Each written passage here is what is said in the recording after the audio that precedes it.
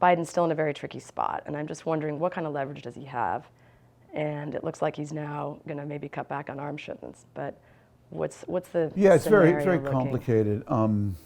I'm really proud to say that in an interview with the Wall Street Journal over the weekend, Prime Minister Netanyahu said he didn't have time to read me, which he thinks he sneaks a peek every once in a while. We saw this really interesting interaction between Netanyahu and Bibi over a two-state solution in the last 2 weeks. Where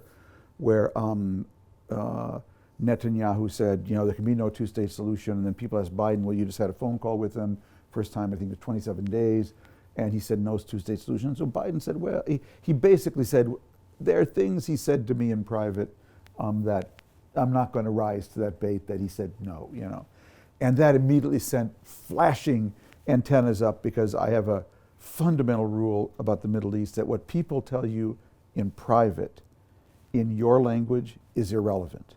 All that matters is what they will defend in public in their language. And so the idea of Bibi saying to Biden, if you just do it just this way and whatnot, he's kind of an expert at that, and he's done it with many presidents and secretaries of state. And so color me, not just dubious, unbelieving, as it were.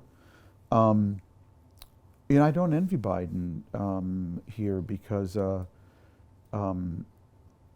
when Bibi was elected, when they literally had the election in November of, I guess 2022 now, I was in Abu Dhabi at a conference.